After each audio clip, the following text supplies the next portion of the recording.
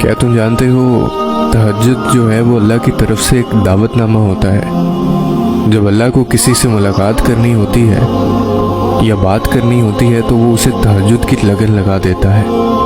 جب یہ سارا جہاں خاموش ہوتا ہے پھر رات کی تاریکی کے اس عالم میں خدا اپنے بندے سے ہم کلام ہوتا ہے، اور تب یوں محسوس ہوتا ہے جیسے شہرک کی حدوں کو توڑتے ہوئے وہ رب ہم میں سما گیا ہے، اور پھر لہو میں عجیب سی محبت کی کیفیت دوڑنے لگتی ہے۔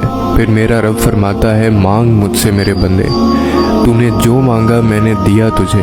تب اللہ کے سوا کسی کی طلب ہی نہیں رہتی، اور پھر طلب اللہ کی ہو اور وہ نہ ملے، ایسا تو ممکن نہیں ہوتا نا۔ اور پھر جسے وہ تہجد تک لے آئے وہ اس کا لاڈلا ہو جاتا ہے، اور جو لاڈلا مانگ لیتا ہے وہ عطا کرنے کے لیے ہر شے کو وسیلہ بنا دیا جاتا ہے۔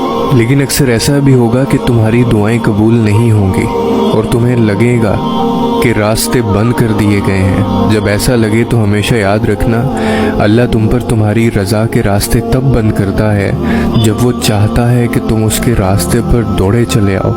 وہ تمہاری دعائیں اس لیے اپنے پاس سنبھال لیتا ہے تاکہ تم ان کی التجا لے کر بار بار اس کے روبرو جاؤ۔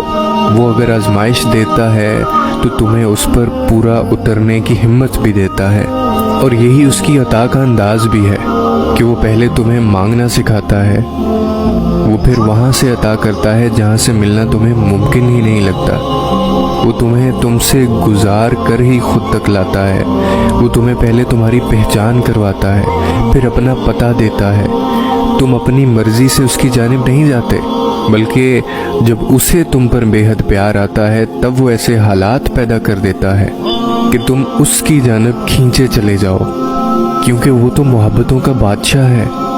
تو پھر جس نے خود محبت کو بنایا ہو اس کے لیے تمہاری محبت کو تمہیں واپس لوٹانا بھلا کہ مشکل کام ہے؟ جس کے ایک کن نے اتنی کہانیاں مکمل کر دیں، وہ پھر کیسے تمہاری کہانی کو ادھورا رہنے دے سکتا ہے؟ اس کے اتنے سارے ناموں میں سے ایک نام دینے والا بھی ہے، پھر وہ کیسے تمہیں خالی ہاتھ واپس جانے دے سکتا ہے؟ جو بے زبان چونٹی کی خاموشی بھی نظر انداز نہیں کرتا، وہ تمہاری ہچکیاں لیتی ہوئی آواز کو کیسے انسنا کر سکتا ہے؟ بس وہی تو سنتا ہے اور وہی تو سنے گا۔